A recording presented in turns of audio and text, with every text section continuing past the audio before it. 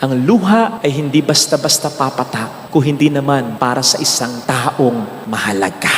Napakaganda ng sinasabi sa Psalm 56 verse 8. Sabi ni David, habang siya'y naghihirap, habang siya'y maraming problema, you keep track of all my sorrows and you keep my tears in your bottle. Sige nga, ano yung tinatago natin? Di ba usually yung mga bagay na sa atin ay mahalaga? Kaya yung luha mo, yung luha ko. He keeps these tears in His bottle. Minamahalaga ng ating Panginoon Jesucristo. Kaya, ang maganda ditong makita natin, that God is very much aware of what we are going through.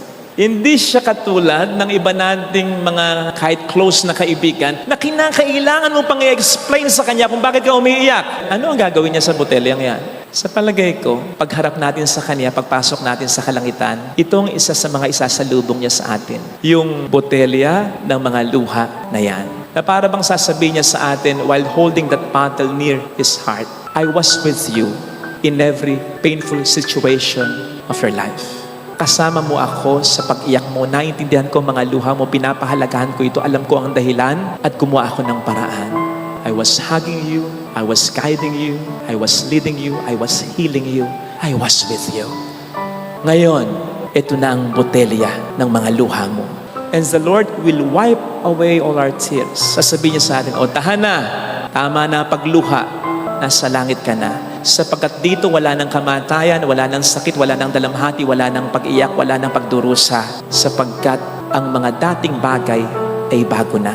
At ang botelya ng luha mo ito, binibigay ko na lang sa iyo, pero hindi mo na bubuksan, hindi ko na rin bubuksan sapagkat wala ka ng iluluha sa kalangitan. Nasama na kita, pero ito'y magsisilbi lang na alaala.